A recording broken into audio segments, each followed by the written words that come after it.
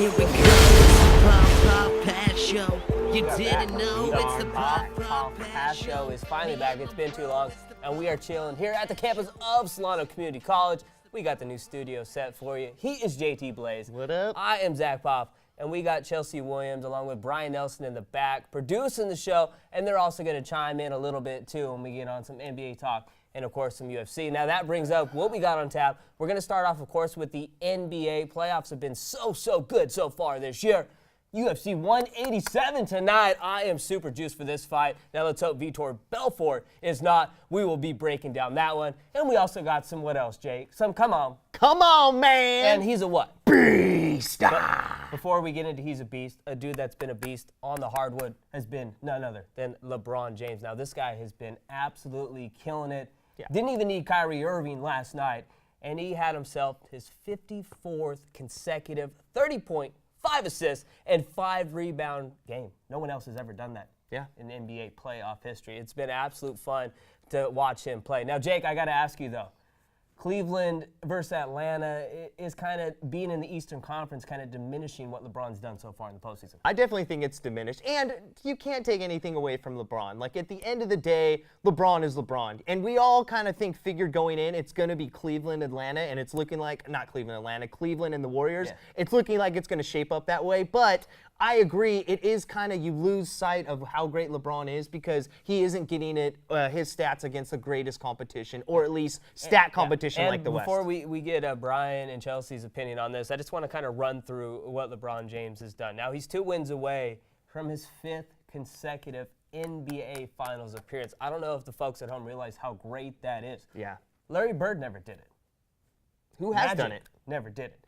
I don't think any superstar player has ever done it since 1970. Of course, we're not going to count the Boston Celtics team that just went on a run of I think just over a decade of championship after championship. So, I mean, that's just impressive in itself. Would Jordan have done it if he didn't play baseball? Yeah, he had that string of 3 consecutive in that 2-year span where he missed. Now, also, too, LeBron James is one of 5 players with at least 4 MVPs under his name, too. Can you name the other 4? Let's just say 3 of them were centers. So, Wilt Chamberlain. Boom. Brian, can you help us out in the back, actually? Man, I going blank here. MVP Thank guys God those were on the trivia. MVP centers, right? That's the question. Kareem? Boom. Oh, my God, Kareem. I forgot a Laker. And Chelsea, who's the best basketball player of all time? Jordan. Yeah, that's fake thinking. Yeah. It has to be, I would say Michael Jordan. Oh, she's got it. Thank you. Those are the other 4 guys that are in that same class with LeBron James. Now, also, too, I'm going to dish out some love to Kobe also. LeBron James, most career points and assists, ranks in the top 30 of all time. There's only 2 other guys that can say that. Kobe Bryant and the Big O, Oscar Robertson. So very, very impressive what LeBron James is doing also. Now let's switch things over to the West Coast. We live up here in the Bay Area, so of course we're going to be talking some Warriors playoff hoops. And boy, how good has Steph Curry been, JT? He's been the MVP. I mean, it's plain and simple. He has been the MVP this year, and he has performed like an MVP should. Whether it's shooting, whether it's assisting his teammates, whatever he needs to do to help his team win, he will do it. And he's proving that in the playoffs, which is great to see because he's still young, still hasn't had that much playoff experience, already got the MVP this year and playing like the MVP in the playoffs. I definitely think he deserved the MVP, and I think he's been playing like an MVP should, carrying his team on his back and getting some big wins. The thing that really impressed me with Steph Curry is it's rare to see such an efficient 3-point shooter be one of the best players in the NBA. Yeah. And that is what Steph Curry has really turned into. And it's very exciting to see a guy so small yet dominate basketball games. It's very Allen Iverson-esque. What's funny, he is a combination to me of Allen Iverson and Reggie Miller into one player. Where literally he can dribble and get out of any situation like Allen Iverson used to be able to, but he can shoot the 3 like some of the greats. Reggie Miller, Ray Allen, combine those both together. You know what, even? He actually has more of a jumper that reminds me of Jerry West back in the day. It's all rotation, it's all arc, and it's all nothing but net. Nothing but nylon. Now, I want to get all your guys' opinion on this. Is this, I mean, unanimous here? Cleveland versus Golden State NBA Finals is almost a lock. We'll start with you, obviously. I would say if Houston would have pulled off game 2, if Harden wouldn't have just dribbled into a double team and they would have got that W, I think this is a different series. But now that really just took their sails out, and I think Warriors will probably win this in 6. I think Houston will win a couple at home. But as far as Cleveland goes, that's a wrap. I mean, you got 2 in Cleveland. Now they're going to. I mean, you got 2 in Atlanta. Now they're going to Atlanta. Game over. Let's go ahead and send it back to you guys there. We'll go ahead and start with you, Brian. You see Cleveland kind of Golden State, and also want to get your finals prediction, too, if that's what you're going with. Who's going to win that series if it is Golden State and Cleveland? Yeah, I definitely think that that's the way it's shaping up. I think Warriors are going to win in 5. Rockets will take one of the home games, 3 or 4. Yeah, I agree with that. And it looks pretty much wrapped up in the West. And honestly, sweep looks like Cleveland's destiny, and that's going to set up the Warriors-Cavs series. And I think that game's going to go 7 because the Cavs – the one thing that they probably can do better than any other team is match up with the small lineup that the Warriors use with Draymond at the center. They can easily put LeBron James at the center and then put a bunch of wing players around him. That's kind of what they've done his entire career. I mean, you said just about everything I was going to say. I saw you nodding that head a lot back there, Chelsea. I mean, look, Brian said it all. Plus, for Houston, it's like Dwight Howard's not doing anything, so tonight's game's not to be anything to see the best out of him. So I'm not going to look, the coach is hilarious for Houston, by the way. So if they get smashed again, best believe you're going to hear him roasting on everybody. All right, so the vibe I'm getting from y'all in the back is you guys kind of like the Warriors to win the NBA championship. Is that right? You guys going Golden State to win their first ship since 1975? Yeah, I'd pick the Warriors in 7. I as well. JT? I'm taking Warriors too. And this one's a hard one for me, but at the end of the day, it reminds me a lot of last year. You had the Spurs who played team ball, and then you had, of course, Miami, which still had LeBron James, who depended on LeBron. Now it's a little bit switched. You got the Cavs depending on LeBron, and you have the Warriors who are a more consistent team. And they got home court, which I think is huge in this series. No one really wins in Oracle. All right, I'm taking the Warriors in 7. I've got Cleveland in 7. I like the Cleveland Cavaliers. I've always been a firm believer. If you have the best team on the court, that's who I'm rolling with. And what LeBron James has Wait, the shown, best player or the best team? the best player on the court. Got it. And that would be LeBron James. LeBron James, I believe, is the second best player in NBA history, and he's proven that during this playoff run with no Kevin Love and a banged-up Kyrie Irving. But I tell you what, folks, we are going to take a commercial break. I'll shut up. And when we come back, it is time for some Sports Jeopardy. We are going to see how much playoff knowledge this guy right here to my left knows, JT Blaze. I didn't even know the MVPs. We will be right back. Hi, everybody. Greg Poff here in the Solano College Sports Network studio to tell you about a great opportunity here at Solano, where we are the only community college in the nation to have our own sports broadcasting program. So, if you're interested in a career in sports broadcasting, Solano Community College is the place for you.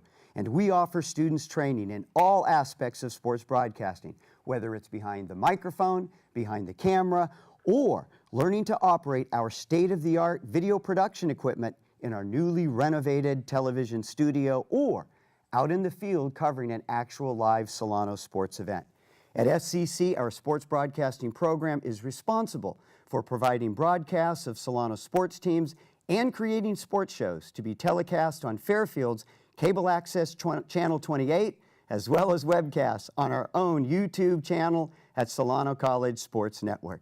So, if you're interested in taking one of our sports broadcasting courses, you will find them listed under Communication Studies in the SCC schedule of classes each and every semester. So come on over and check us out in the Solano College Sports Network studio that's in room 121 on the main campus, where here at SCSN, it's more than just sports, it's an education.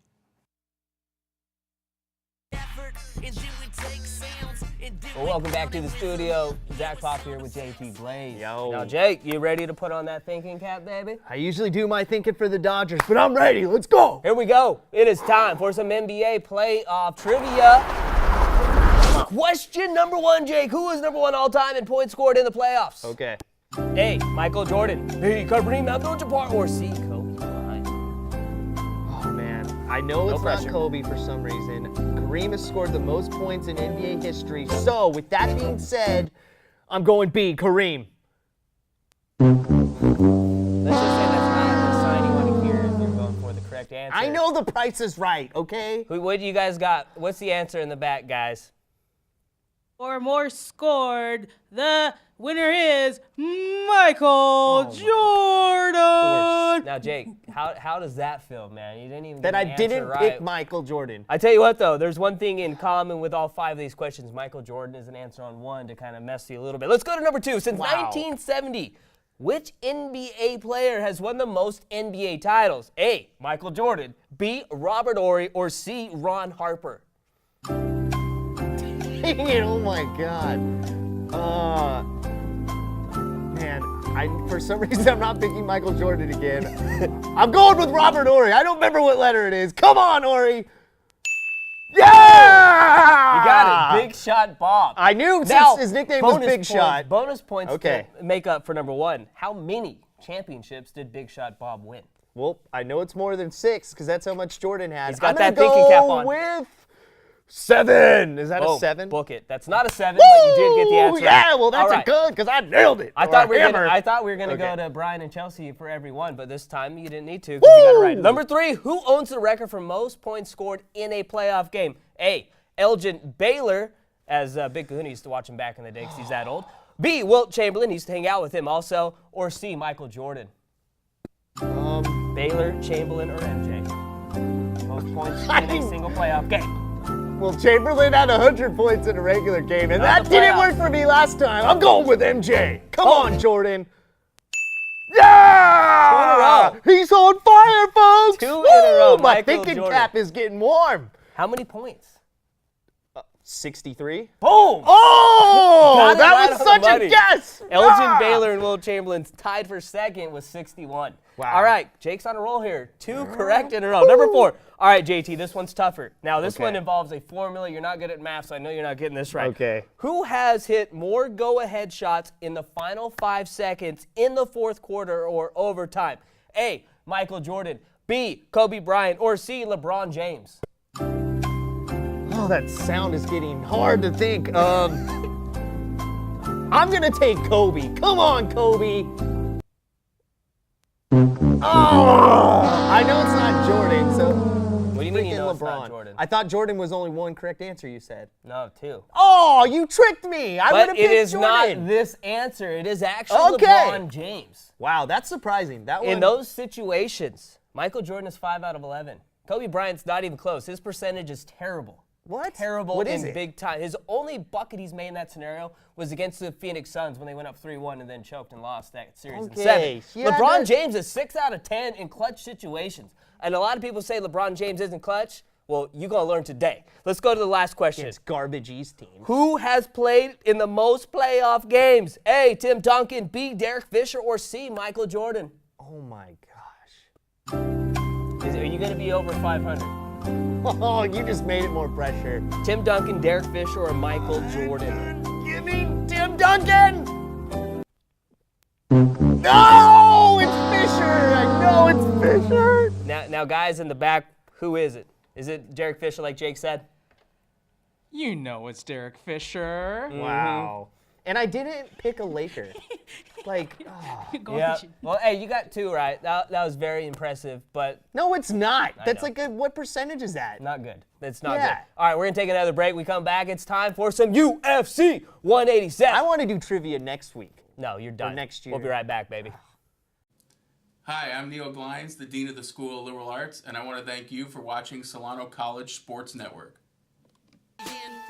JT, Yo. are you ready I'm always ready. for some UFC? Ah! Now, we got a big time card tonight. UFC 187. We got 2 belts on the line. One is for John Jones's belt that he had to get rid of because he obviously going through a lot of stuff we won't get into. Yeah. Now, up first, we've got Anthony Johnson, a knockout artist. And then this guy, really, he's been big time since coming back after getting cut from the UFC. Different And- fighter. I Oh, mean- a very different fighter. I mean, he's won 9 straight fights since being cut, and I believe 6 of those by knockout. And now he's taking on Daniel Cormier. JT, how do you see this fight playing out?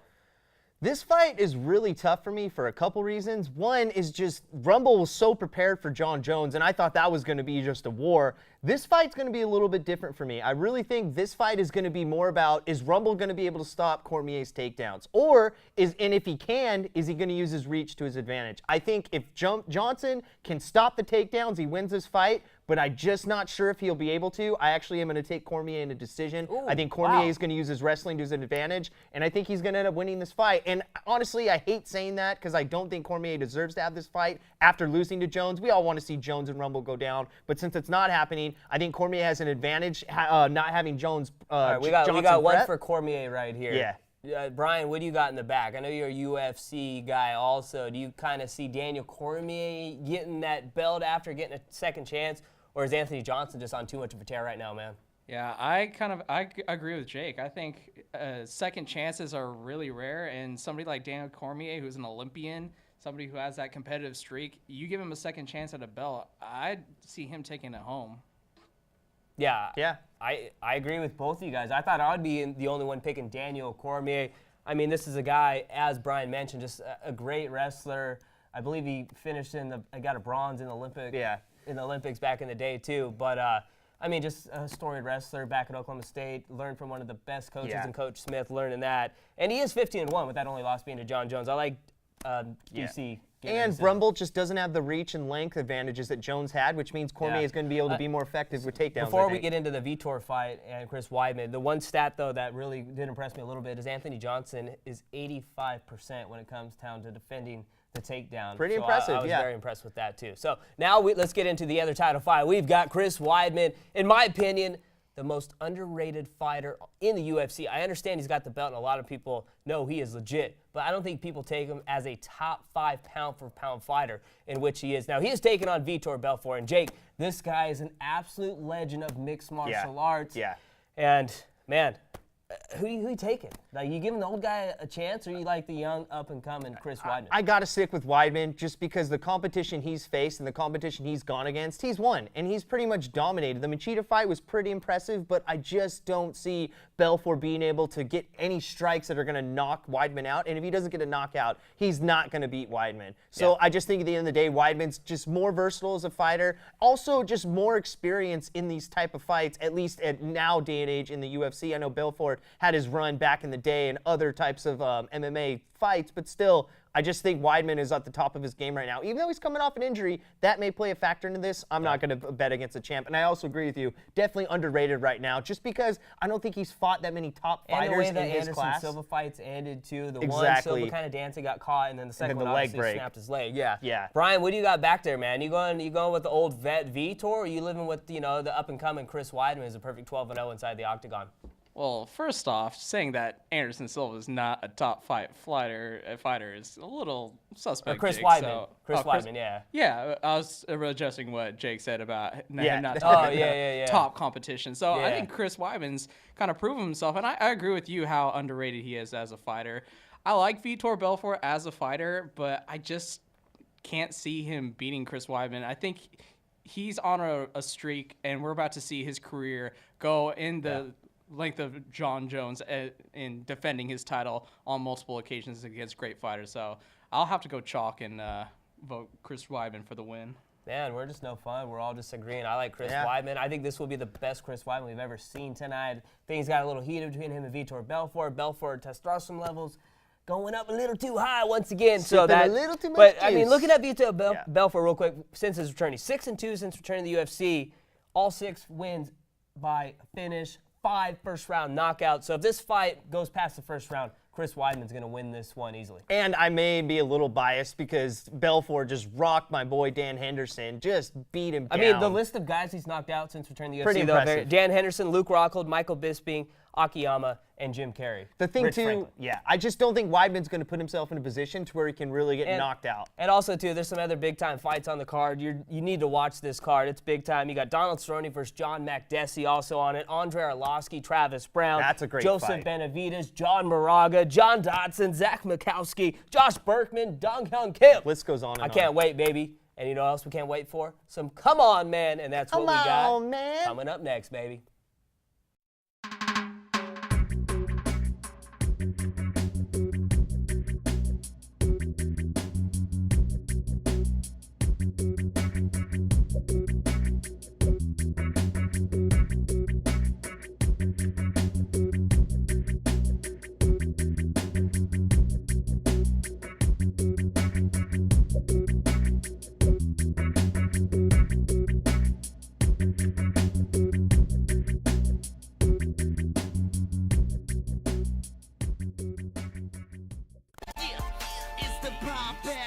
Now, Jake, it's time for my favorite part of the My show. favorite Now, part, too. For anybody that watches inside the NBA and stuff, they got Shaq A Fool. So this is basically our version of Shaq A Fool. We like to call it, Come On, Man. Come on, man. Hey, producer, surprise us. What do we got up first, baby?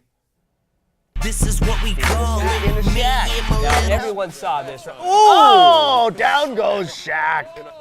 There he goes. Now, you'll check out a better replay of this.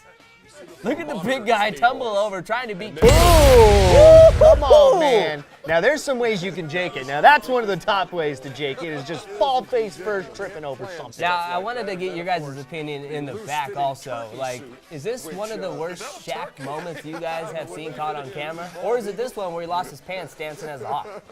Oh my goodness. I'll have to go off the board and say when Kenny Smith pushed him into the Christmas tree. I like that. Was my favorite Shaq moment. Same here. That poor little Christmas tree didn't see New Year's. Okay. Kinda sad.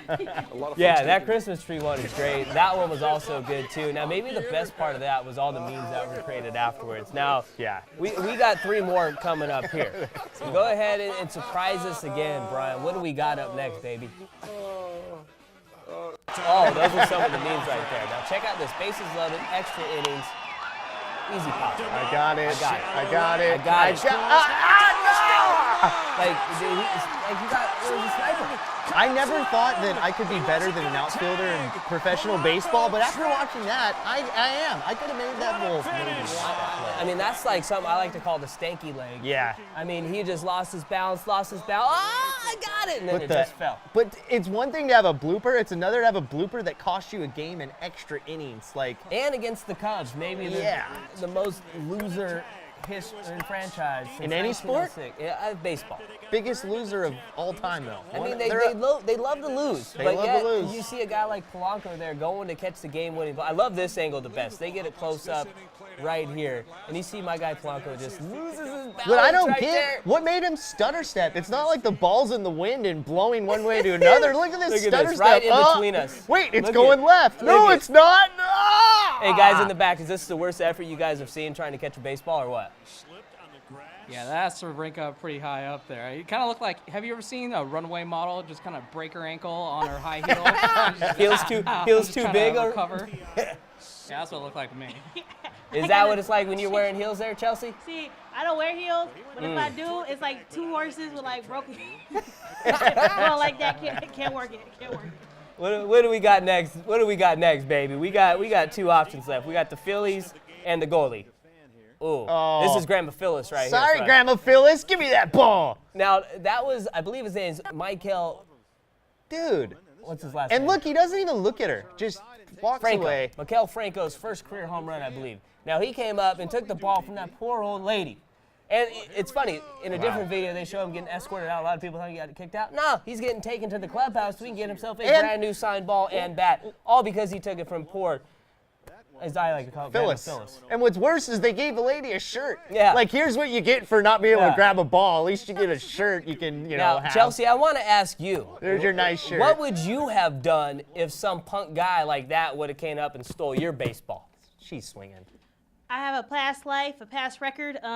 2 strikes, 1 foul. I might go to jail again, but we don't want to get too much told detail. you she's we swinging. don't want to get into too much detail, but best believe I will get that ball. And hey, we saved the best for last. Now, we saw this watching ESPN last night, and this is Oh, pure man. awesome. Let's roll it, baby. Pure awesome. Let's just say this goalie probably didn't make the save. I wish I could do this in FIFA. Now, watch the ref's left hand, too. He's got a yellow card. Hey, okay, no! Right to the spine. Well, at least he didn't, get killed. There's refs that have been Yeah. killed by players. And I like how the goalie, though, after they check on him, the goalie's walking off And like look- this isn't a big deal.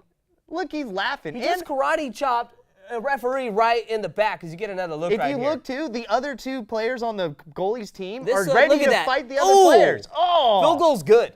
The kick is Right good. between us. Is this the worst thing you guys have ever seen in the back or what?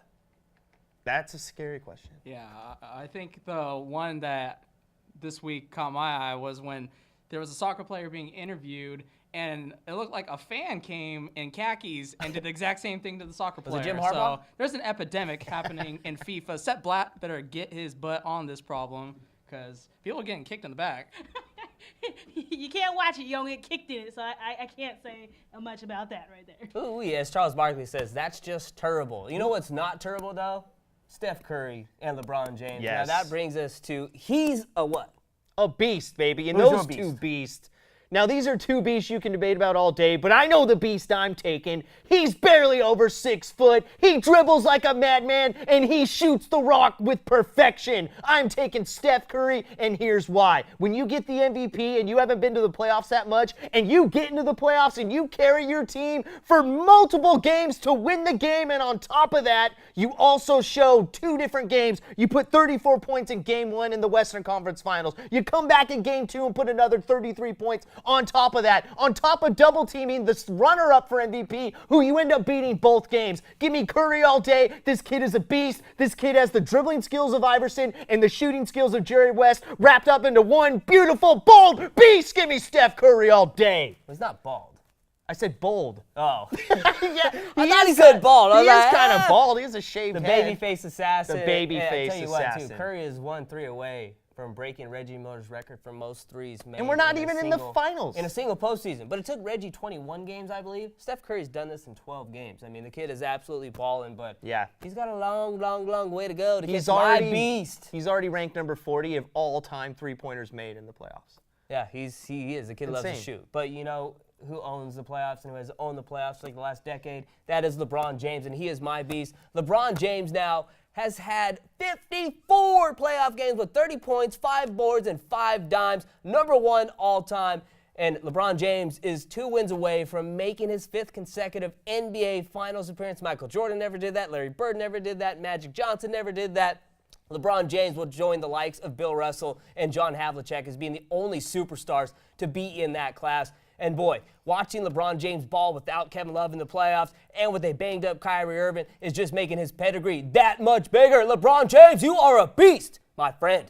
And JT, that is how the show ends. Man, you know, speaking of 2 beasts, I think we got 2 beasts right here, too. And what's best about these 2 beasts is they're about to face off for the championship, which I think is going to be unbelievable. And we'll be able to see who's the better of those 2. Even though it is a team game, it's going to come down to who plays better out of those 2, I think, wins that Speaking series. of team games, we've got 6 beasts here today. Big Kahuna in the back running the board and doing the audio. We got our guy Tommy running the camera. Yeah. And this guy's really a whiz when it comes to setting everything up. And of course, you've met Brian Nelson and Chelsea Williams in the back. Can we get you guys in the back and get a little bow? Because you guys are killing it back there, baby. And we'll say that was it. Here we go. Here we go. Boom. Oh, we even get a little video bomb there. That's all the time we got, baby, here on Solano College Sports Network. Poff Poff Pass back into business. He's JT Blaze. I am Zack Poff, and we out here on the Solano College Sports Network. Oh.